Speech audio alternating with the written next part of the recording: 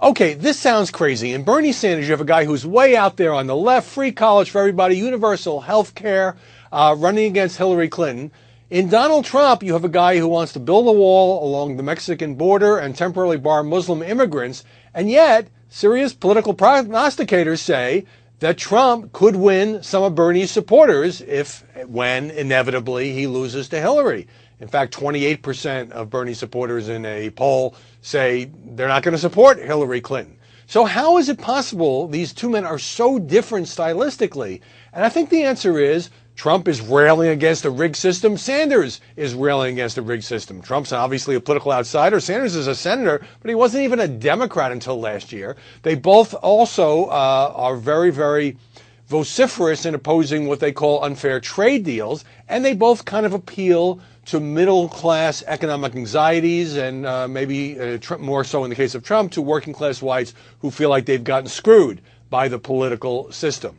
And this is really interesting because if you do it in the Washington way, the Beltway way of keeping score, you make up a list. Well, you look at Trump's positions on this, this, and this, and you look at Sanders' position on this, this, and this.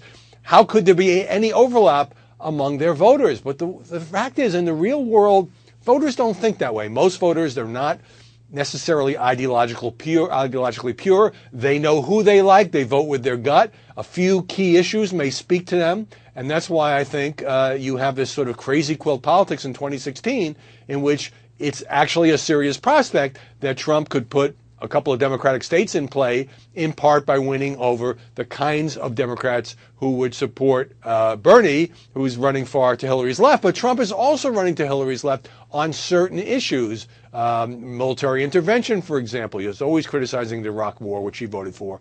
And he wants to protect Medicare and Social Security. I mean, so does she, but that's not usually the Republican position.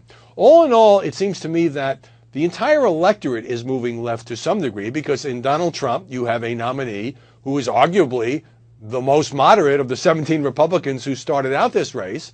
And in Bernie Sanders, you have the leader of a movement who has pushed Hillary Clinton to the left on issues like trade and even health care. So it's very hard to make sense of this all. But I do think that we need to get away from sort of checkbook politics and understand that the anger out there, the populism, really is part of what is driving the movements, and they are movements that are keeping Donald Trump now competitive with Hillary Clinton, and that have kept Bernie Sanders alive running against the Clinton machine. And that means the pundits who usually score these things need to adjust their thinking because this is one crazy year.